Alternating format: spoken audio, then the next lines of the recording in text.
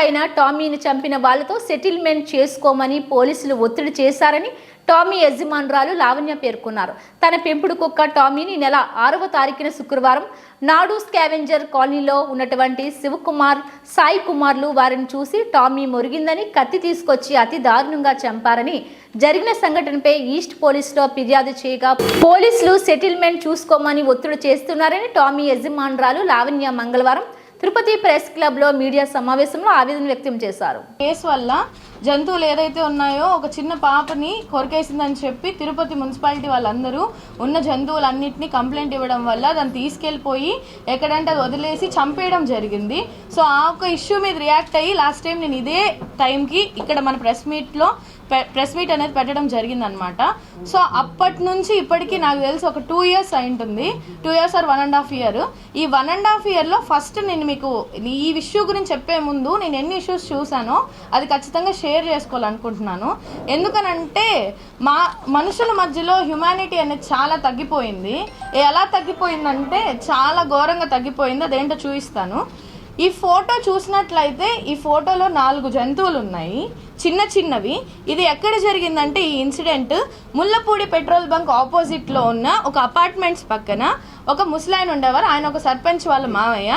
ఆయన ఒక 4గురిని తీసుకొచ్చి మద్యపానం ఇచ్చి బిర్యానీలో ఒక ఎండ్రిని కలిపి పెట్టేయడం జరిగింది. అది మా దగ్గర సీసీటీవీ ఫుటేజ్ కూడా ఉన్నింది. మేము దాంతో తిరుచానూరు పోలీస్ స్టేషన్లో కంప్లైంట్ ఇవ్వడం కూడా జరిగింది. ఇది జరిగి అట్లీస్ట్ ఒక 8 months అవుతుంది. కానీ దీని మధ్యలో లాస్ట్కి మేము కంప్లైంట్ పెట్టడానికి వెళ్తే పెట్టాం సార్, వాళ్ళందరూ కొట్టారు, అన్నీ అయింది. బట్ లాస్ట్కి మద్యపానంలో ఉన్నాము అని ఒక ఆలోచనతో వదిలేయడం జరిగింది.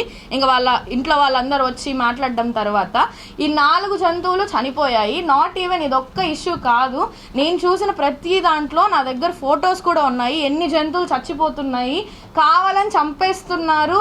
దాన్ని ఇప్పుడు ఇంకొక ఇన్సిడెంట్ చెప్తాను. దానికి చూసే ప్రతి ఒక్కరు నాకు సమాధానం చెప్పాలని నేను కోరుకుంటున్నాను. దారిలో వెళ్ళేటప్పుడు సపోజ్ బండి స్కిప్ అయ్యో లేకపోతే ఎవడన్నా గుద్దేసో బండి పడిపోతే వెంటనే అందరం దిగి వెళ్ళిపోతాం. నేను కూడా దిగి వెళ్తాను. నాకు ఏదైనా తగిలిన వెంటనే మనుషులు వస్తారు. అదే జంక్షన్లో కానీ అదే రోడ్లో కానీ ఒక కుక్కని గుద్ది వెళ్ళిపోతే ఎవరు ఆగి ఆ కుక్కని పక్కకు పెడుతున్నారు? ఈ క్వశ్చన్కి ఆన్సర్ నాకు ఖచ్చితంగా మీరు చూసే వాళ్ళందరూ ఒకసారి నాకు చెప్పకపోయినా పర్లేదండి, మీరు మనసులో అనుకోండి. ఎంతమంది జంతువు, నాట్ ఈవెన్ డాగ్స్ అండి, ప్రతి ఒక్క నేను చూసిన కేసెస్లో ఆవులు ఉన్నాయి, ఎద్దులు ఉన్నాయి, బఫెల్లోస్ ఉన్నాయి, క్యాట్స్ ఉన్నాయి, డాగ్స్ ఉన్నాయి, చాలా ఉన్నాయి. అన్ని జంతువులు, ఈ జంతువు కాదని కాదు, అన్నీ ఉన్నాయి. సో అందరూ ఒక్కరు కూడా దాన్ని ఎత్తి పెట్టే వాళ్ళు లేరు. నేనే ఎన్నో వెళ్ళి రోడ్లో చూసి ఎత్తి పెడితే అప్పుడు వీడియోస్ తీసుకుంటున్నారు. అంటే మన ప్రజలు మొత్తం దేని మీద నడుస్తున్నారు అని అంటే వీడియోస్ మీద, కొటేషన్స్ మీద, మీమ్స్ మీద, లేకపోతే ఇన్స్టాగ్రామ్ మీద, యూట్యూబ్ మీద నడుస్తున్నారు. లేదా ఇంత మీద నడిచే పని అయితే మనం అందరం ఎందుకు నేర్చుకోవాలి అంటే అంటారు కదా, వాల్యూస్ నేర్చుకోవాలి, పద్ధతులు నేర్చుకోవాలి. అసలు మనుషుల మధ్యలోనే పద్ధతి కానీ హ్యుమానిటీ కానీ లేనప్పుడు ఇవన్నీ నేర్చుకోవాల్సిన అవసరం ఏముంది, చెప్పాల్సిన అవసరం ఏముంది? సరే, ఇప్పుడు విషయానికి వస్తే 6వ తేదీ సాయంత్రము మన తిరుపతిలో లిటరలీ నాకు ఈ విషయం కూడా తెలియదండి, నేను నిజం చెప్తున్నా. నాకు తెలిసి 4 రోజుల తర్వాత తెలిసింది. అంటే అర్థం చేసుకోండి, ఈ విషయం బయటకు కూడా రాలేదు. అట్లీస్ట్ పక్కన వీధి వాళ్ళకు కూడా తెలియదు. ఏంటి అని అంటే టామీ అని చెప్పి 3 years డాగ్ని అదే వీధిలో ఉన్న ఒక 2 మనుషులు అది అక్కడ ఉంటే బయట కట్టేసి ఉంటే దాని మీద కావాలని రాయిలేసి, పెద్దవాళ్ళ ఇంట్లో లేనప్పుడు, వాళ్ళ పేరెంట్స్ లేనప్పుడు 2 చిన్న పిల్లలు ఉన్నారు ఇంట్లోపల, దాని మీద రాళ్ళేసి కత్తి తీసుకొని వెళ్ళి దాన్ని ఎలా చంపేశారనేది ఒక్కసారి మీరు చూడాలని నేను కోరుకుంటున్నానండి. ప్లీజ్ ఒక్కసారి చూడండి దీన్ని. ఇది కుక్కేనా, అసలు మీకేమైనా అర్థమవుతుందా లేకపోతే చికెనా? ఒకసారి అందరు చూడాలండి ప్లీజ్. కత్తితో 2 మనుషులు కలిసి ఒక చిన్న కుక్కని ఎలా నరికారో ఒకసారి చూడండి అండి ప్లీజ్. చూసారా? బతికుండగానే అదేం చనిపోలేదు. ఇప్పుడు రోడ్లో పోతే గుద్దేస్తే ఓకే, ఎవరు కావాలని గుద్దరు కదా అని చెప్పి మనం ఎక్సెప్షన్ తీసుకుంటాం. ఇంకేం చేస్తాం, ఎవరిని అడగలేం కదా, ఎవరు సమాధానం చెప్పరు కాబట్టి. మరి ఇదేంటండి, ఇది ఏంటి అంటే తిరుపతిలో ఇలా ఒక జంతువుల మీద ఇలా జరిగితే ఎవరు పట్టించుకోరు, ఎవరు రియాక్ట్ అవ్వరు, అది ఏమి కాదు అన్న ఒక అపోహలో చాలా మంది ఉన్నారు. దీన్ని నేను 100% చెప్తాను. ఎవరికి జంతువుల పట్ల ఒక్క రవ్వ కూడా ప్రేమ లేదు. మీరు ప్రేమించాల్సిన అవసరం లేదండి, నేను ఇప్పటికీ చెప్తాను. ప్రతి ఒక్కరికి నచ్చాల్సిన అవసరం లేదు. ఇప్పుడు నాకు నచ్చిన విషయమే మీకు నచ్చకపోవచ్చు, మీకు నచ్చకపోని విషయం నాకు నచ్చకపోవచ్చు, కానీ ఓకే. కానీ జంతువుల్ని మీరేం ప్రేమించాల్సిన అవసరం లేదు. మరి ఇంత కిరాతకంగా చంపడం ఏంటి? దీన్ని చూస్తుంటే నాకు ఏమనిపిస్తుంది అంటే, మన భారతదేశంలో మనుషుల మీద, ఆడవాళ్ళ మీద, చిన్న పిల్లల మీద, పెద్దవాళ్ళ మీదే భద్రత లేదు, అన్ని ఇట్లా జరుగుతుంది అనుకుంటే లాస్ట్ జంతువుల మీద కూడా ఇట్లా జరుగుతా అంటే ఇంకా ఎందుకు ఉండాలి? ఎందుకు ఏమైనా విలువలు నేర్చుకోవాలి? ఇదైతే నిజంగా ఎవరికి తెలియదండి. ప్రెస్ మీట్ పెట్టడానికి కారణం ఏంటి అంటే అందరికీ తెలియాలి. అట్లీస్ట్ అంటే ఇంకొకటి కూడా అనిపించింది, తెలిసినంత మాత్రాన్ని ఎవరేం చేయరు, రోజు చూస్తారు, ఇంకొక బటన్ స్కిప్ చేస్తారు అంతే, ఎక్కువ చూడరు. కానీ అట్లీస్ట్ ఆ 1% ఆఫ్ పీపుల్ అయినా ఇలాంటివి చూసినప్పుడు భయం వస్తుందేమో, వాళ్ళలో మార్పు వస్తుందేమో అని ఒక హోప్తోనే మా helping hands for animals organization ఎప్పుడు ముందే ఉంటామండి మేము. ఎందుకంటే నోరు లేని జీవుల వల్ల మనకి చాలా మంచి జరిగినవి కూడా ఉన్నాయి. లాస్ట్ టైం నేను చేసిన ప్రెస్ మీట్లో అన్నీ చూపించాను. ఒక అమ్మాయిని ఢిల్లీలో కానీ ముంబైలో కానీ జరిగిన అమ్మాయి, ఇప్పటికీ అమ్మాయి ఉంది. ఆ డాగ్ ఒకటి కాపాడకపోయింటే అమ్మాయి చనిపోయేది. అలాంటి చాలా ప్రాబ్లమ్స్ ఉన్న డాగ్స్ జంతువులు అనేవి మనుషులకి ఎప్పుడు శత్రువులు కాదండి. నేను లాస్ట్ టైం కూడా చెప్పాను, అవన్నీ స్నేహితులేను.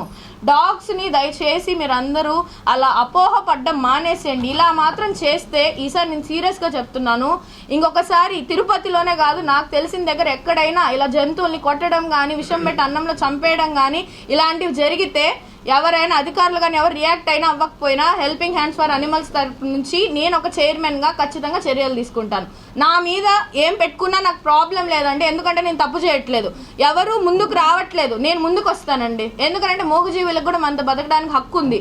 ఎంతసేపు మనమే బతికి మనమే చచ్చిపోతే ఎలాగ? అట్లయితే వాళ్ళని అసలు అనిమల్స్ని పుట్టించొద్దండి, అన్నింటినీ తీసుకెళ్ళి కట్టగట్టి ఒక దాంట్లో పాడేసేద్దాము. ఇంకా అసలు జనరేషన్ ఉండదు కదా, అప్పుడు జంతువులు ఏమి ఉండవు కదా, ఆవులు ఉండవు, కుక్కలు ఉండవు, పిల్లులు ఉండవు, అప్పుడు ఎలాంటి బాధలు ఉండవు. ఉండి ఇలా ఒక 2 వ్యక్తులు ఇంత కిరాతకంగా చంపేస్తే వీళ్ళు మనకు సెటిల్మెంట్ చేస్తారంట. ఏమని? చంపేసినందుకు డబ్బులు ఇస్తారంట. అంటే డబ్బులు తీసుకుంటే మనం తీసుకున్న ప్రాణం తిరిగి వచ్చేస్తుందా? సో లావణ్య గారు అండ్ వాళ్ళ కుటుంబం మొత్తం ఈ పక్కే ఉన్నారు. టామీ ఒక ఓనర్స్ వీళ్ళు. సో వీళ్ళు మాటల్లో మీరు తెలుసుకోండి, అంటే ఎంత బాధపడ్డారు అనేది, వాళ్ళు ఇప్పటికీ వాళ్ళు ఏమనుకుంటున్నారు అనేది మీకు తెలియాలి కదా. సో ఒకసారి నేను పొద్దున 6th పొద్దున 8 గంటలకి పర్సనల్ వర్క్ మీద వెళ్తూ మా మామయ్య వాళ్ళ ఇంట్లో డాగ్స్ని మా పాపను వదిలిపెట్టి వెళ్ళానండి. ఈవినింగ్ 5 to 5:30 మధ్యలో పాప కాల్ చేశారు, అమ్మ ఇట్లా అదే ఏరియాకి సంబంధించిన 2 వ్యక్తులు ఎవరో వచ్చి కుక్కను నరికేస్తున్నారు అమ్మ, నువ్వు రా అమ్మ అని ఫోన్ చేశారు. నేను వచ్చేసరికి పిల్లలు ఎంత చెప్తున్నా కూడా అమ్మ అన్న చంపకండి అని చెప్తుంటే కూడా పిల్లల్ని బెదిరించి పిల్లల మీద చెయ్యి ఎత్తి అదే కత్తి వాళ్ళ మీద ఎత్తారండి. పిల్లలు భయపడి పరిగెత్తడంతో కుక్కలు దొరికిపోయి అక్కడ చనిపోయిందండి. కిరాతకంగా నరికారు, సుత్తితో కొట్టి నడుము ఇంచేసిన తర్వాత అది భయపడి పరిగెత్తినా కూడా వెంటాడి మరి నరికారండి ఆ కుక్కని. అది చూడండి, అది ఎలా చచ్చిపోయిందంటే గిల్ల కొట్టుకొని చనిపోయిందండి. పిల్లలు భయపడిపోయి ఇప్పటి దగ్గర స్కూల్కి కూడా వెళ్ళట్లేదండి వాళ్ళు.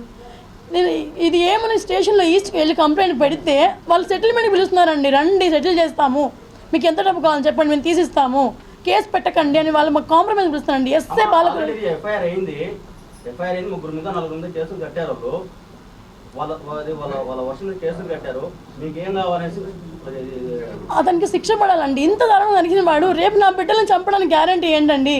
నాకు ఇప్పుడు భయంగా ఉంది, పిల్లల్ని స్కూల్కి పంపాలంటే భయంగా ఉంది. స్కూల్కి వెళ్తారు, ఒంటరిగా వెళ్తారు, తిరిగి వచ్చేటప్పుడు వాళ్ళు తిరిగి సేఫ్గా ఇంటికి వస్తారా? ఈ పగ పెట్టుకొని పిల్లల్ని ఏమైనా చేస్తే నేను ఏమైపోవాలండి?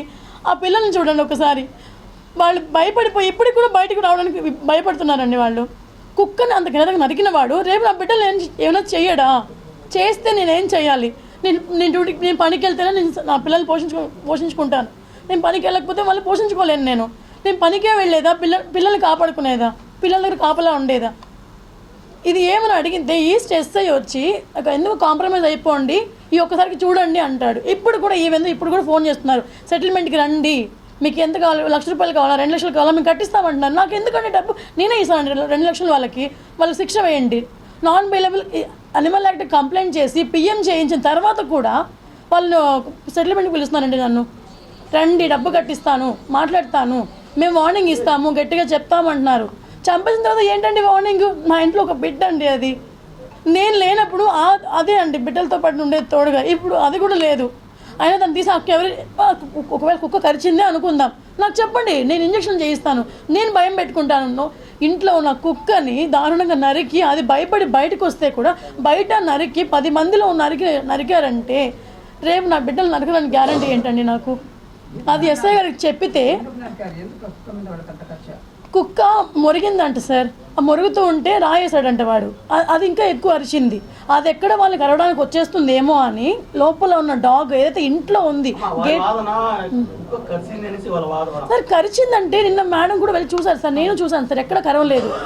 కరిస్తే బిల్ ఎక్కడ? హాస్పిటల్లో స్లిప్ ఇస్తారు కదా, వ్యాక్సినేషన్ స్లిప్, అది చూపించమంటే లేదంటున్నారు సార్ వాళ్ళు.